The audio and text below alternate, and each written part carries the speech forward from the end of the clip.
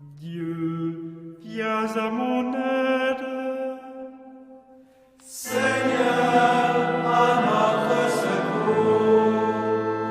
Gloire au Père et au Fils et au Saint-Esprit, au Dieu qui est, qui était et qui vient, pour les siècles des siècles. Amen.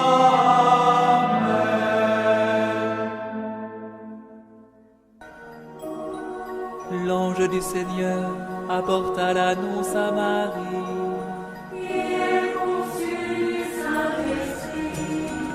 Voici la servante du Seigneur. Qu'il me soit fait selon ta parole. Et le Verbe s'est fait chair. Et il a habité parmi nous. Je vous salue, Marie, comblée de grâce. Le Seigneur est avec vous. Vous êtes bénie entre toutes les femmes. Et Jésus, votre enfant, est béni. Sainte Marie, Mère de Dieu, priez pour nous, pauvres pécheurs, maintenant et à l'heure de notre mort. Amen, Amen, Alléluia. Priez pour nous, Sainte Mère de Dieu. Afin que nous soyons rendus dignes des promesses du Christ. Prions. Que ta grâce, Seigneur notre Père, se répande en nos cœurs. Par le message de l'ange, tu nous as fait connaître l'incarnation de ton Fils bien-aimé. Conduis-nous par sa passion et par sa croix, jusqu'à la gloire de la résurrection.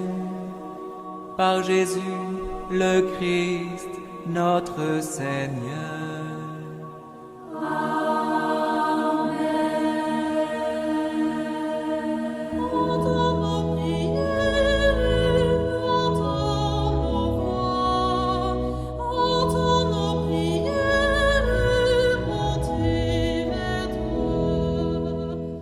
Seigneur, dans le silence de ce jour naissant, je viens te demander la paix, la sagesse, la force. Je veux regarder aujourd'hui le monde avec des yeux tout remplis d'amour, être patient, compréhensif, doux et sage, voir au-delà des apparences tes enfants, comme tu les vois toi-même, et ainsi ne voir que le bien en chacun. Ferme mes oreilles à toute calomnie. Garde ma langue de toute malveillance. Que seules les pensées qui bénissent demeurent en mon esprit. Que je sois si bienveillant et si joyeux, que tous ceux qui m'approchent sentent ta présence. Revêts-moi de ta beauté, Seigneur, pour qu'au long de ce jour, je te révèle. Amen.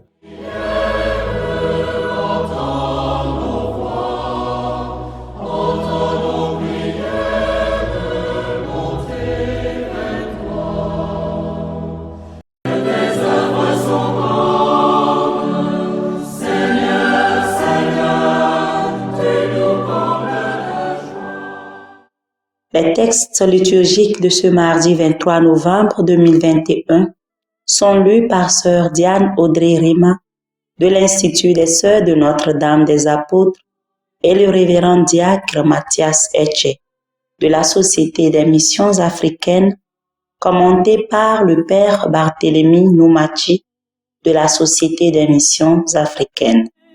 Tiré du ventre de la terre, Tout homme est une histoire sacrée, l'homme est à l'image de Dieu.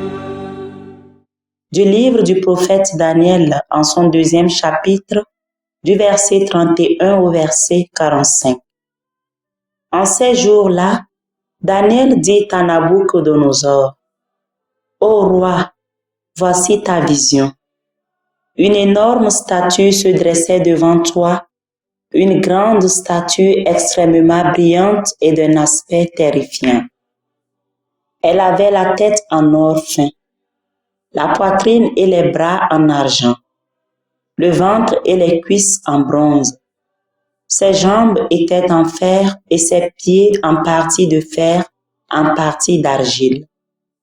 Tu étais en train de regarder.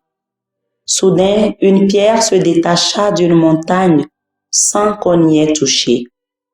Elle vint frapper les pieds de fer et d'argile de la statue et les pulvérisa. Alors furent pulvérisés tout ensemble le fer et l'argile, le bronze, l'argent et l'or. Ils devinrent comme la paille qui s'envole en été au moment du battage.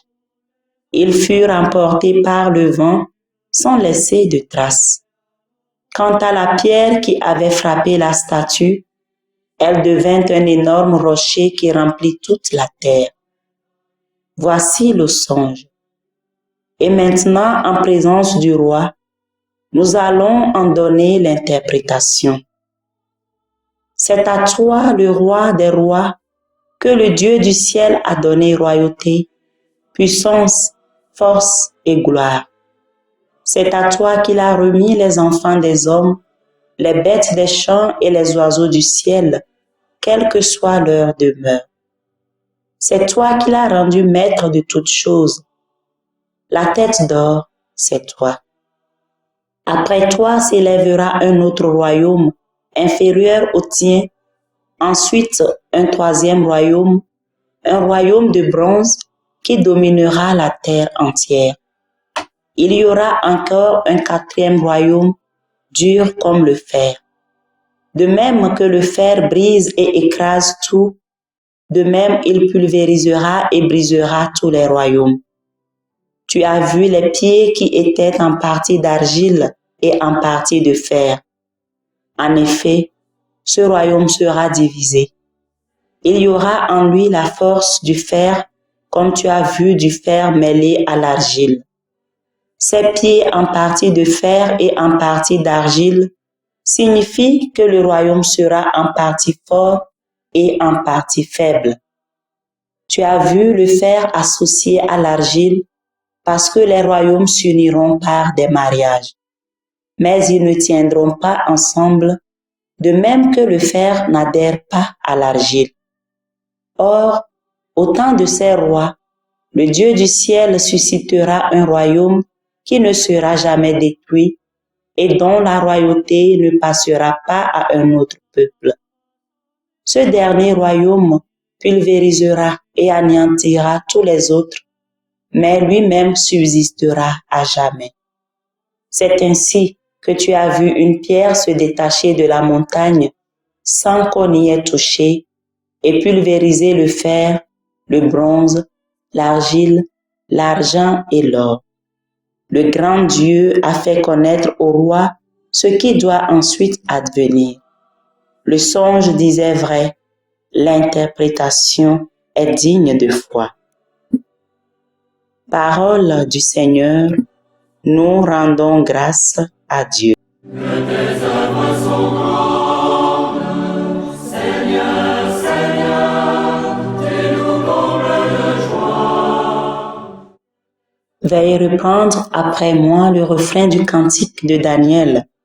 À lui haute gloire, louange éternelle. Toutes les œuvres du Seigneur, bénissez le Seigneur. À lui haute gloire, louange éternelle. Vous les cieux, bénissez le Seigneur. À lui haute gloire, louange éternelle. Vous les anges du Seigneur, bénissez le Seigneur. À lui haute gloire, louange éternelle. Et vous les eaux par-dessus le ciel, bénissez le Seigneur. À lui haute gloire, louange éternelle. Et toutes les puissances du Seigneur, bénissez le Seigneur. À lui haute gloire, louange éternelle.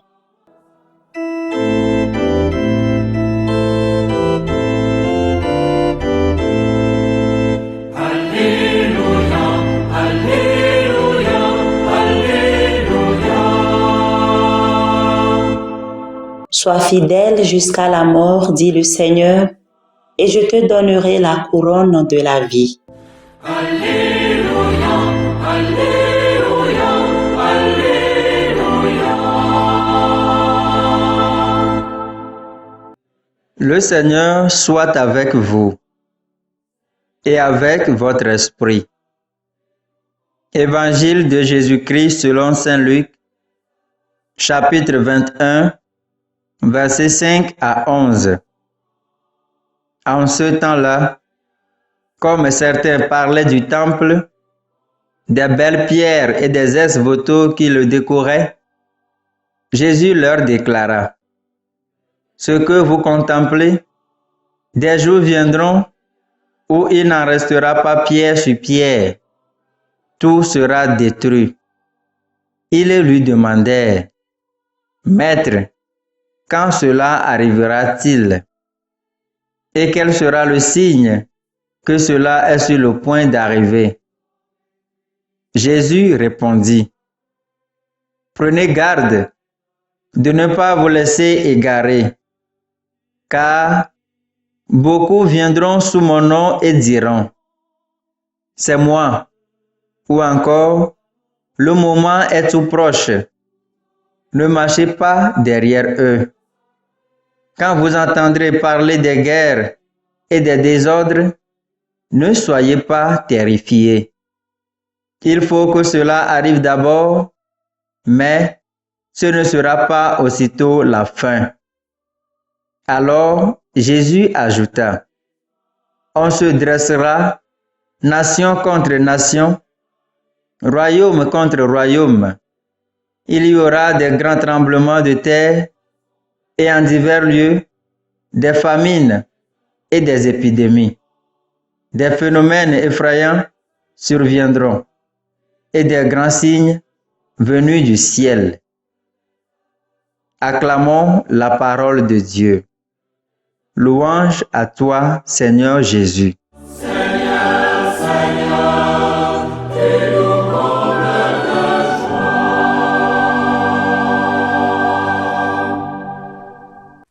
Bless the Lord, my soul, and bless God's holy name. Bless the Lord, my soul, who leads me. Bien-aimés dans le Seigneur, loué soit Jésus-Christ. Nous sommes pratiquement à la fin de l'année liturgique B et l'année civile elle-même tend vers sa fin. Ainsi, nous comprenons que toute chose a une fin sur cette terre. Tout passera. Le ciel et la terre passeront.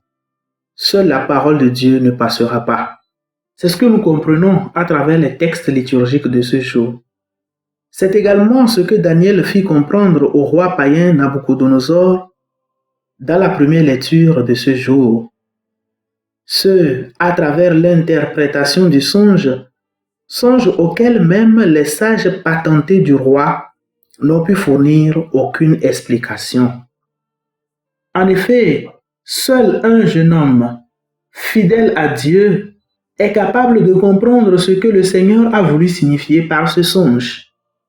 Les royaumes terrestres s'écrouleront l'un après l'autre, mais le royaume fondé par Dieu l'emportera à jamais. Et je pense que cette attitude du roi qui s'est dirigé vers Daniel pour l'explication de son songe peut servir également de modèle à nos rois, à nos dirigeants, à nos gouvernants aujourd'hui. C'est-à-dire à se faire entourer des hommes de Dieu sages qui puissent les conseiller dans l'exercice de leur pouvoir. La fin inéluctable de toutes choses, c'est également ce de quoi Jésus nous parle dans l'évangile de ce jour.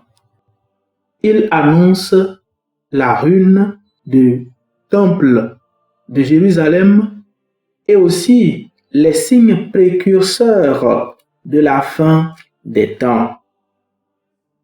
Mais il nous invite à ne pas avoir peur, à ne pas être bouleversé.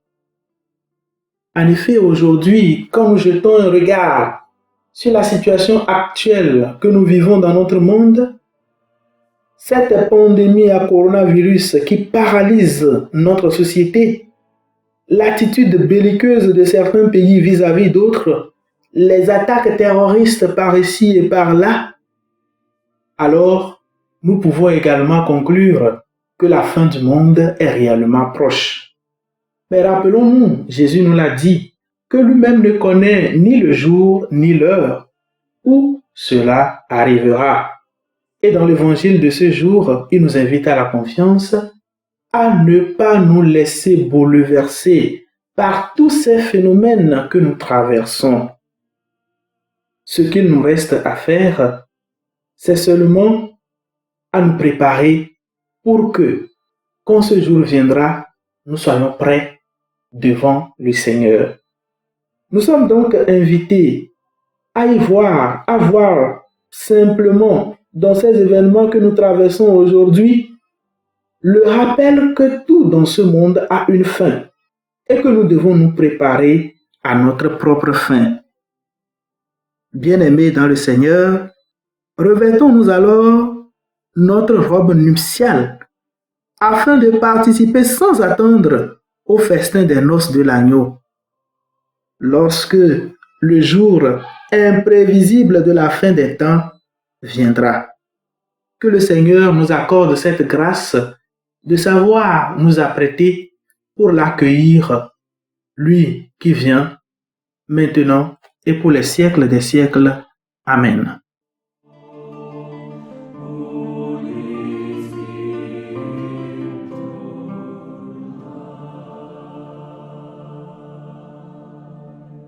Le Seigneur soit avec vous. Et avec votre esprit. Que Dieu Tout-Puissant vous bénisse, le Père, le Fils et le Saint-Esprit. Amen.